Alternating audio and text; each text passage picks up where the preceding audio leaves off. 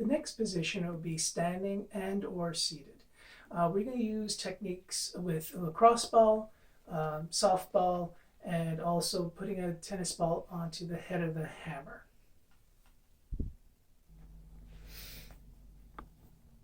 So in the standing and seated position, you can use a softball, lacrosse ball, but just to save time, we'll just use a lacrosse ball. Now, very similar to the techniques that we did against the wall, instead of using the wall, we're going to use our hand to apply the pressure from the ball to the chest muscle. So we're going to start off just below the clavicle or the collarbone, and this will work on pectoralis major, and as we move outward, we're getting into the top portion of pectoralis minor through pec major. So you're doing some rolling, you can move side to side. And now we're going to the breastbone, or better known as sternum. And I'm working on the attachment of pec major. I'm moving downward along the sternum, off to the side on the attachment of pec major.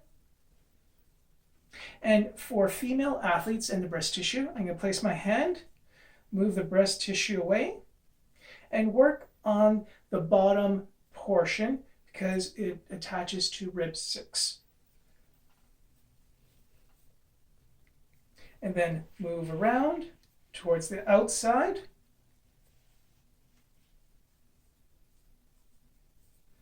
And then back, and you go right on top of the muscle itself, on top of the breast tissue.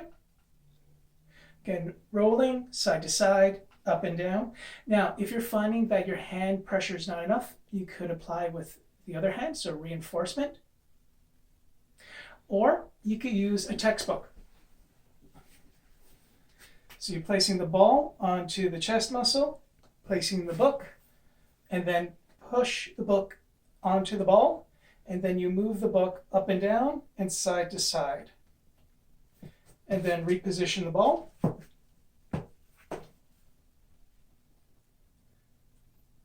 Side to side, up and down. Now we're going to get into using also the hammer. So the hammer with the tennis ball attached to it. So again, if you're not finding that your hand strength is not strong enough, you can place in that area and move the ball up and down, side to side.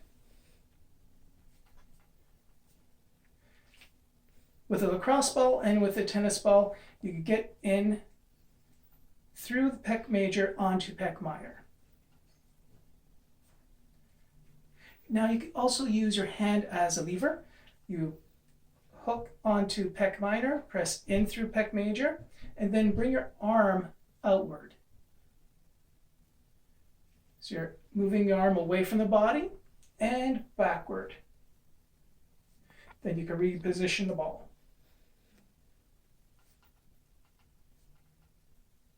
Also, you can use the ball on the edge part of pec major. You hook them behind and then pull. So again, hook behind and then pull, and then use your arm as a lever so that the fibers are moving between the chest muscle and the rib and the tennis ball, like so. Then you get into using your knuckles and your fingertips. So with your knuckles, if you don't have lacrosse ball, softball, no problem in using your knuckles. When you get close to the breast tissue, and that's when you can move the breast tissue aside.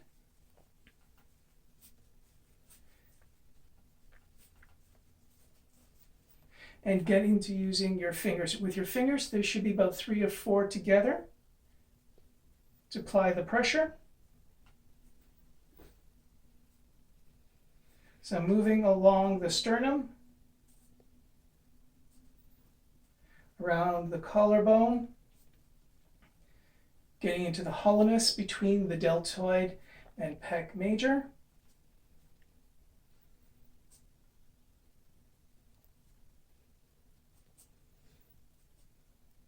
And remember, with pec minor, the landmarking is the top of your sternum. Move downward till you feel a ridge. Off to the side, that is, should be rib 2. Move downward to rib 3, which is the first attachment. 4 and 5, and off the cartilage. So basically here to here. And then so you can use your fingers to work deeply, and so that you could effectively work on pec minor. And moving upward towards the hollowness. So you can go with fiber, or cross fiber, or kneed. Now, another hand position is using a pincer grasp. So I have my fingers going on the back side of pec major. So my fingers make contact with the ribs and then curl forward. So I'm on the back side of pec major.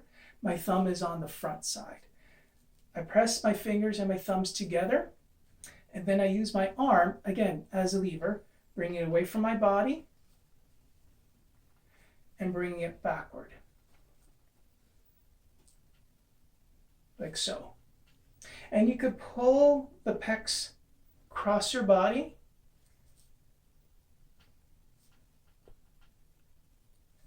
to get a better stretch that way as well, and manipulating the tissues.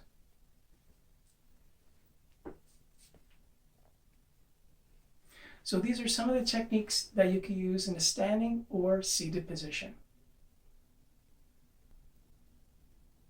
Actually, there is one more technique I wanted to show you. Now, we used arm as a lever for both pec major and pec minor, but I'm going to show you another position that you could do, or motion. You have a ball, a cross ball, softball.